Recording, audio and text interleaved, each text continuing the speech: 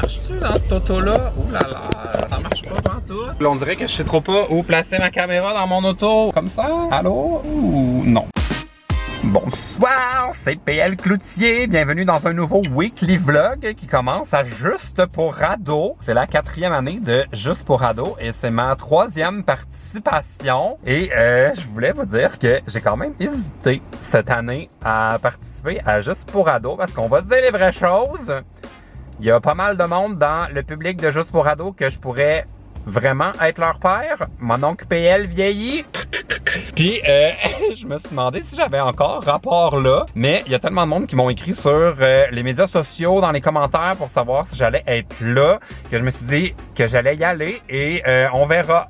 Peut-être que ça va être totalement gênant parce que je vais être genre le has-been des youtubeurs que les plus jeunes connaissent pas, ou peut-être qu'ils vont être contents de me voir. En tout cas, peu importe, au moins ça va faire plaisir aux personnes qui m'avaient écrit pour savoir si j'allais être là. Puis en plus, c'est toujours un super événement, super le fun, fait que je pense que ça va être cool. Gabriel Marion est déjà arrivé, j'ai vu plein de monde aussi dans les stories qui ont été, qui sont en coulisses, qui sont déjà arrivés, fait que je m'en vais les rejoindre. Mon oncle PL arrive. Que je viens de trouver mon artiste préféré du meet-up. Comment ça va?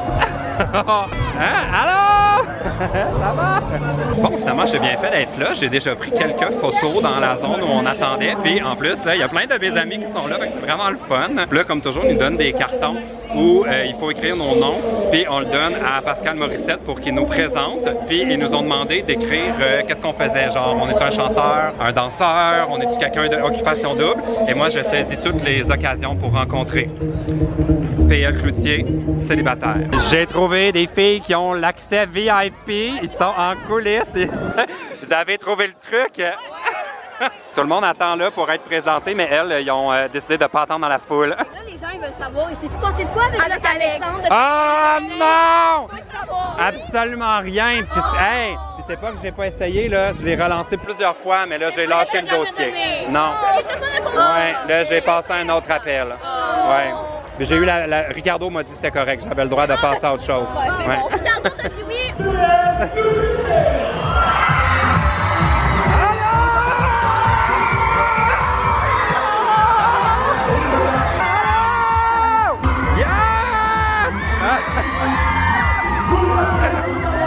OK, le meet-up vient de terminer puis on s'est fait dire de sacrer notre camp. Mais là, je suis avec Sarah Chan. Et puis ceux qui regardent le podcast, c'est celle qui avait écrit qu'à chaque fois je la reconnais pas. Mais là, je vais te reconnaître. OK, chaud. J'ai vraiment chaud, je suis là depuis 10 heures à matin. Pour vrai? Oh my god, moi ça fait juste une heure, je suis comme... En tout cas, abonnez-vous à lui, il est vraiment bon, c'est le meilleur. Oh mon Dieu, je vais t'engager comme agente. Bye! Yes! D'après moi, tu vas bien dormir avec ça. C'est dégueu. Ah, Cynthia a reçu un beau cadeau. Essaye-le! Oh! Je pensais que tu dirais non. Je vais l'essayer pour vrai. Moi, je suis tellement dédaigneux, puis c'est pas comme je suis sûr que la personne qui le fait est propre, là, mais me mettre quelque chose dans le visage qu'on sait pas. Ah, OK. C'est bien gentil. Ben oui! C'est pas confortable. Ouais, parce que moi, j'aurais peut-être fait, je sais pas, dans ma face, je me serais passé un purel après. Moi, le numéro 1 du monde, moi, mais non, c'est trop, merci à tous, merci. On est le lendemain du meet-up, j'ai reçu ceci de quelqu'un qui était sur le côté et avec qui j'ai pris une photo, qui avait un petit sac pour moi avec ce trophée du numéro 1 au monde. Merci pour ça. Quelle expérience hier! My God! Je suis content d'être allé finalement. Je pense que je m'inquiétais pour rien. Puis il y a encore des gens qui avaient envie qu'on prenne une photo ensemble, puis qui étaient contents de me voir. Puis ça m'a vraiment fait du bien de vous voir. Je suis comme dans une phase où... mais vous l'avez vu, là, j'ai vraiment ralenti le nombre de vlogs, le nombre de vidéos. Je suis comme dans un moment où je me questionne beaucoup sur qu'est-ce qui me reste à dire, qu'est-ce que j'ai intéressant à raconter, est-ce que j'ai encore rapport avec mes vlogs puis tout. Puis on dirait que de vous voir hier, ça m'a comme m'a vraiment craqué pour la suite des choses. Je suis vraiment content de vous voir, vous étiez beaux, il y avait full de monde, les gens étaient de bonne humeur, il faisait beau, une super journée. Puis ce matin, il y avait un article, genre une critique là, du du Juste pour ados. Puis vraiment, là, de la mauvaise foi, là, j'étais pas fier quand j'ai lu ça. J'étais comme, oh mon Dieu, tous les clichés contre les youtubeurs, puis les influenceurs, puis les vedettes d'Occupation Double étaient comme toutes ramassées dans le même papier. Puis en gros, ça disait que les jeunes s'intéressent aux mauvaises personnes, puis au lieu de reconnaître les vrais artistes, ils sont juste contents de voir des gens sans talent sur Instagram. Puis j'étais comme, oh my god, est-ce qu'on est encore en train de dire ça? Il me semble que ça fait 4 éditions de Juste pour ados que c'est le même disque à chaque fois. Puis on dirait que pour ceux qui étaient là hier, je suis sûr que vous avez vu la même chose que moi, là. J'ai absolument vu le contraire. Moi, j'ai vu Gabrielle être acclamée comme personne. J'ai vu des gens de toutes les tailles, de toutes les origines. Il y avait une drag queen, Gabrielle, drag queen, qui était là. J'ai rarement vu autant de diversité au niveau d'un événement où on rassemble des vedettes, genre comme le gala artiste devrait être gêné quand on se compare à ce qu'il y avait hier, puis de voir comme à quel point c'était de l'ouverture d'esprit, puis il n'y avait pas de jugement. Comme quand j'étais un ado, là, voir une fille trans dans un événement comme ça, c'était juste pas possible. Puis je suis comme tellement fier qu'en 2019, ce soit comme même pas quelque chose à laquelle les gens pensent, tellement que dans l'article, il y avait rien à propos de ça, tellement que c'est un peu comme juste normal, puis on tient ça pour acquis, mais allô, là, faut comme applaudir le chemin parcouru, puis c'était juste beau à voir hier le monde qui était juste ouvert d'esprit, puis qui était juste en mode on va accueillir tous ces gens qu'on suit sur internet ou à la télé ou dans les sports, où il n'y avait pas de frontières entre les gens qu'on avait envie d'inviter, il n'y avait pas de jugement, c'était juste comme vous avez envie d'être là, vous avez envie de les voir, bon on les invite, puis c'était juste que du beau, que du plaisir. Bon là aujourd'hui c'est ma fête. Bonne fête à moi! C'est même pas une blague, on est le 22 juillet, c'est vraiment ma fête. C'est aussi la fête d'Alicia Moffett qui a eu son bébé. Je l'ai vu sur Instagram, félicitations à Alicia, full cute, Billy Lou. Vous irez voir, bien sûrement vous l'avez vu sa photo, il y a genre 150 000 likes dessus, mais en tout cas je vais juste dire un petit mot pour dire que félicitations à ta nouvelle petite famille, vous êtes trop cute. Là aujourd'hui, je m'en vais au Balnéa, le spa à Bromont. C'est Eve qui a été invitée pour son blog, puis moi je suis son +1, alors on s'en va relaxer pour célébrer mes 26 ans. Ou pas.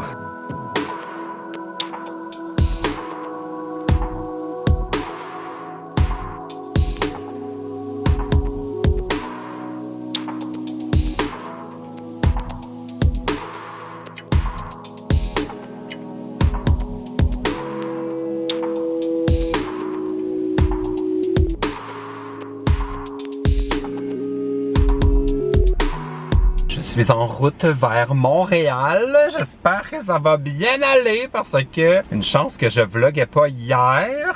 Je peux vous dire que si j'étais détendu au Balnéa hier soir dans ma voiture, j'étais en beau fusil. Pour rester poli, oh my god, je vais vous raconter ce qui est arrivé. C'est vraiment là, c'est la première fois. Depuis que je vis dans la banlieue que, oh mon dieu, je viens de voir qu'il y a un cône orange! Oh! On est envahi dans le 450 par les cônes oranges. J'ai l'impression d'être à Montréal. Bon, c'est la première fois que ça m'arrive depuis que j'ai déménagé dans la banlieue. Et hier soir, mes amis ont décidé, genre vers 8h30, qu'on avait envie d'aller voir les feux d'artifice. Puis on s'est dit qu'on irait voir ça au village Pied du Courant qui est sur la rue Notre-Dame. Je suis comme super, 8h45, je pars de chez moi, les feux d'artifice c'est à 10h. Je me dis j'ai le temps en masse de me rendre. Le trafic était genre correct. Mais là, j'étais arrivé comme proche du village éphémère autour de quelle heure? Il devait être genre à peu près 9h20. Puis là, j'ai comme commencé à chercher du stationnement. Puis là, je tournais en rond. Puis là, plus ça allait, comme moins je trouvais. Puis tous les stationnements que je trouvais, j'étais tellement rendu loin que je me disais, mais quand même que je me stationne ici, j'en ai pour plus que genre 20 minutes, une demi-heure à pied. C'est sûr que de toute façon, je vais rater les feux d'artifice. Fait à peu près à comme 10h moins 10, genre 10 minutes avant le début des feux, j'étais comme, bon, ben tant pis, là. J'ai raté mon coup, ça fait que j'ai rebroussé chemin, puis je suis rentré chez moi comme un loser, puis j'étais comme tellement de mauvaise humeur là, comme vous le savez à quel point je lutte contre mon désir de retourner vivre à Montréal depuis que j'habite dans la banlieue. J'ai comme jamais accepté le mode de vie de banlieusard. Puis même si c'est très logique pour moi d'habiter dans la banlieue, juste cette petite affaire-là hier, là, ça m'a tellement mis hors de moi là, de savoir que le fait que je vive dans la banlieue, même si j'avais prévu comme 1 heure pour faire un trajet qui normalement prend au maximum 20 minutes, normalement, de savoir que ça m'a fait comme rater un moment le fun, genre quelque chose qui devait nourrir ma vie sociale, puis pas juste faire en sorte que je travaille tout le temps comme un con. Là, à cause de ça, j'ai raté mes feux d'artifice, je suis rentré chez moi, j'ai rien fait de la soirée. Bref, j'étais vraiment pas de bonne humeur. Ça fait que là, j'ai pris 2 décisions. J'ai pris des étapes concrètes aujourd'hui pour mettre mon condo à vendre. J'ai contacté ma courtier et j'ai pris un rendez-vous avec ma banque pour voir comment est-ce que je peux faire pour vendre mon appartement. Mais en fait, ce que je veux savoir, c'est comment je peux faire pour en acheter un autre sans être obligé de vendre le mien en premier. Est-ce que je peux prendre un prêt temporaire? Est-ce que ça prend un bail sur mon appart? En tout cas, je veux juste discuter de c'est quoi mes options parce que je veux surtout pas vendre mon condo puis me retrouver dans la même situation que la dernière fois puis avoir vendu mon appartement avant d'en avoir trouvé un autre parce que là j'ai peur de me ramasser encore plus loin, genre à Châteauguay, puis ça il en est pas question. Fait que ça c'est la première chose que j'ai faite. Puis la deuxième chose que j'ai décidé, c'est une dépense complètement irrationnelle, mais je vais m'acheter une trottinette. Vous savez les trottinettes Lime là, que j'ai essayé à Paris puis que j'ai tellement adoré là? Je suis allé voir sur le site de Best Buy. Ça me coûterait, taxes incluses, 600 $. Je vais m'acheter une trottinette puis je vais la laisser dans ma valise de char. Comme ça, si jamais ça me réarrive, je vais juste prendre le premier stationnement que je trouve, même si c'est genre au métro Namur, puis je vais faire le reste en trottinette électrique parce que là, ça n'a pas d'allure. C'est pas vrai que je vais encore rater des événements de ma vie sociale parce que je suis pogné sur la Rive-Sud. Je vais payer 600$ pour m'acheter une trottinette. J'ai rien à dire, je voulais juste vous dire qu'on est rendu vendredi, puis on est au restaurant. T'as même pas compris ce qu'on a mangé, c'est même ça? Non, c'est vrai, mais c'est depuis que je fais les vlogs une semaine à la fois, on dirait que j'oublie que j'ai le vlog. Ouais. Voilà. Fait qu'est-ce que t'as mangé? Moi, j'ai mangé. Oh my god, tu veux une course? J'ai mangé. Regardez dans mes dents, vous voyez ce que j'ai mangé. Ah? T'as mangé un... qu'est-ce que t'as mangé? Un pad thai. Un pad thai au poulet. Moi, j'ai pris le Pokéball. On est à La Grenade. Ça s'appelle le même. C'est dans le village. Avant, ici, là, c'était un bar full trash. Ouais? Ouais, je te jure. Genre, on passait ici, là, devant, puis on barrait nos portes. Comment ça? Ça s'appelait le City Bar. Je te jure. Ouais. Au Google, reste ça, City Bar. Ça allait pas bien. C'est en train de devenir le vlog restaurant. J'essaie un nouveau resto avec Eve qui est là. Salut Eve! On est sur la promenade de Masson. Ça s'appelle Pokéstation. Puis on avait envie de manger des Pokéballs. Regardez ça, ça a l'air de ça. Le décor, c'est comme une genre de grosse vague au plafond qui nous roule dessus. Tropical. Eve vient de m'apprendre quelque chose. Je savais pas ça. Ça a l'air que piquer ses baguettes dans notre plat, c'est du mauvais sort. Qu'est-ce qui va m'arriver? Je sais pas. J'attendais qu'Eve soit de retour. On est rendu chez Chocolat Favori. Puis je voulais l'avoir pour témoin pour lui dire que c'est pas vrai l'histoire de la malchance.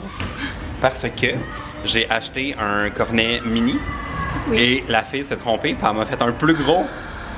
Ça, c'est pas de la chance. C'est sûr. Oui, hein, ça c'est le un petit. plus gros cornet, est-ce que c'est vraiment de la chance? Oui.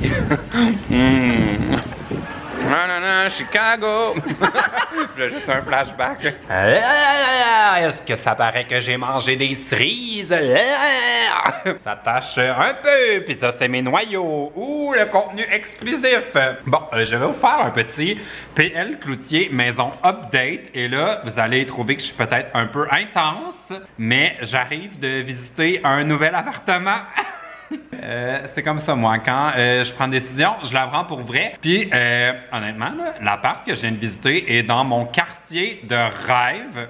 C'est 3000% le quartier que je veux, la rue que je veux. C'est comme, j'aimerais tellement ça déménager dans ce coin-là. C'est vraiment le point fort là, de cet appart-là. C'est localisation. C'est quoi? Location. C'est juste parfait. Mais... étant donné que je suis allé le visiter, c'est que c'était comme un peu dans mon budget, quand même dans le haut de mon budget, mais encore comme niveau réaliste, là. Mais il y a un piège, c'est un projet de rénovation total. C'est une horreur en tapis en ce moment. Il y a personne qui habite dans l'appart depuis genre 3 ans. Puis ça paraît là, il y a eu comme de la peinture écaillée dans le haut des murs. Les fenêtres ont été changées, mais les moulures ont pas été repeintes. C'est vraiment là, une horreur. Faudrait refaire la cuisine, refaire la salle de bain, probablement aussi refaire comme, ben évidemment les tapis, mais peut-être même de l'électricité là. Ça, c'est pas en super état. Mais l'immeuble est bien entretenu, puis il y a un espace de stationnement, puis oh my god! Là, je suis comme en train de réfléchir de j'ai-tu envie de me lancer dans un projet de réno, moi qui n'ai aucune expérience. Et surtout, je saurais pas par où commencer. Genre, faudrait absolument que j'engage de l'aide pour ça, puis ça va faire monter les frais, mais oh mon Dieu! J'aimerais tellement ça retourner vivre dans mon quartier de rêve. Fait que stay tuned! Peut-être que ma maison de la Rive-Sud va bientôt être à vendre. On sait pas. Bon, j'espère que vous avez aimé ce petit weekly vlog. Restez abonnés. Le Oshéaga s'en vient. Ah, je vais vous donner un petit preview. Je suis allé magasiner hier pour me trouver des vêtements pour Oshéaga. J'ai trouvé ces petites shorts. Les aimez-vous? 22,90, pas trop cher. Je les ai pris chez Forever 21. Je me disais qu'avec comme un top un peu coloré, ce serait fantastique. Vous me direz ce que vous en pensez dans les commentaires. OK, salut!